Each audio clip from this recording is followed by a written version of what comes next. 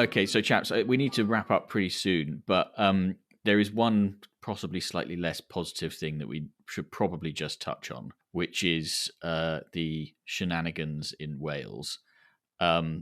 Chris, I think you probably know as much about this as anybody. Do you want to just give a very quick overview and then tell everybody what they should be doing? Yeah, funny old thing. This is just politics at its best or worst. So NRW, Natural Resources Wales, have essentially made this proposal on behalf of the Welsh Government that they license the release of game birds.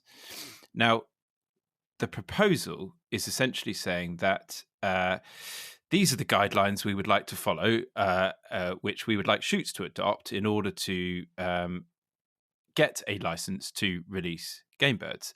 And the guidelines they're using are the GWCT's guidelines. So your first thought is, odd, nothing wrong there. We agree with what the GWCT say.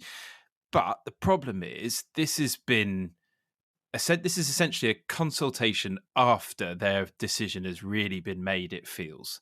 So we've really got to get up in arms about this, because it's not that ultimately we don't believe that we should be very focused on the impact that what we do out on the ground has.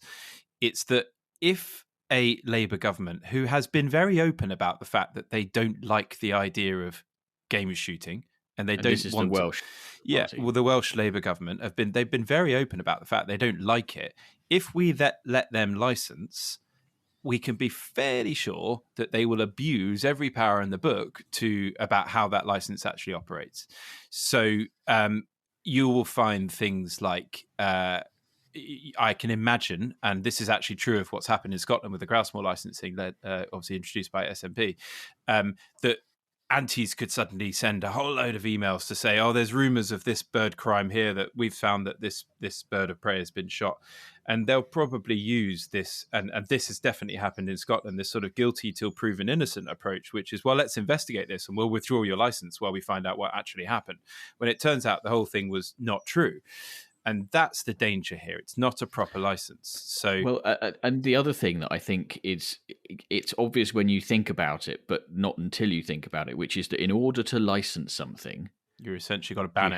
You have to ban it first and then make an exception. It's not the other way around. You don't have a de facto license. Exactly. It's kind of guilty till proven innocent in its concept. Yes. And it's the thin end of the wedge as well. Once they've got control of the license, yes, it's the GWCT's guidelines today, but what would it look like in 2-3 years' time? It's so much easier for the Labour government in Wales, or Welsh Labour Party, to change those rules once and tweak them to be less, to make it harder for someone to run a shoot in Wales. Indeed. Yeah. So what frustrates me here is that we shouldn't really be in this position.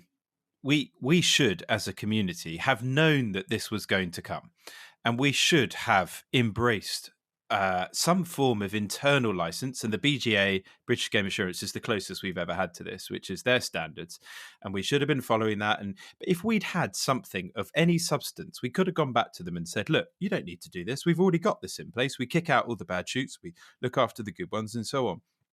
But we've not done that. And the reason we haven't done that, I think, is really our own fault. I think there's egos, arrogance, all sorts of things at play that have stopped that happening. And I feel quite strongly about that, because we've tried enormously hard. But so we're in this situation now where, having not done it, it's essentially others saying, well, we're going to do it for you. So I understand why that's happening, but we've got to oppose it.